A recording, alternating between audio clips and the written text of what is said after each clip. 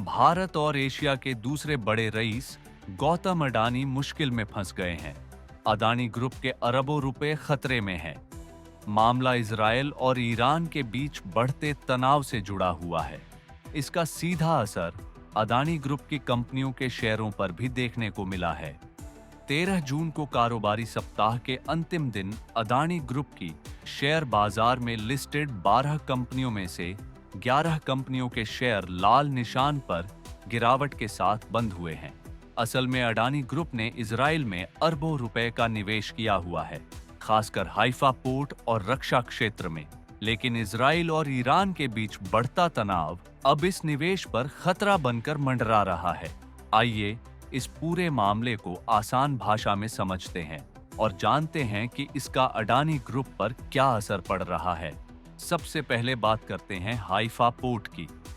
Adani group ने 2023 में Israel की कंपनी गैडोट ग्रुप के साथ मिलकर 1 अरब 200 करोड़ डॉलर में हाइफा पोर्ट की 70% हिस्सेदारी खरीदी थी। यह पोर्ट इजराइल के उत्तरी हिस्से में है और देश के आयात निर्यात के लिए बहुत जरूरी है। अडानी पोर्ट्स के कुल कार्गो का 3% हिस्सा इसी पोर्ट से आता है। लेकिन इजराइल और ईरान के बीच तनाव बढ़ने से इस पोर्ट पर खतरा मंडरा रहा है।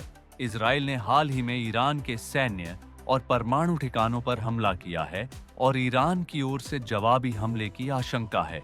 अगर यह तनाव लंबा चला तो हाइफा पोर्ट पर जहाजों की आवाजाही रुक सकती है और सामान की ढुलाई में देरी हो सकती है।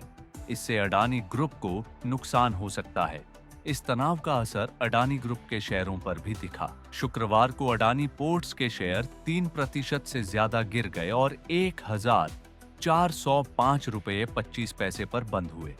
अडानी एंटरप्राइजेस के शेयर भी 2.8% तक गिरे और आखिर में 2,505 रुपये और 65 पैसे पर बंद हुए। निवेशकों में डर का माहौल है क्योंकि हाइफा पोर्ट अडानी के लिए बहुत महत्वपूर्ण है। अडानी ग्रुप का निवेश सिर्फ पोर्ट तक सीमित नहीं है।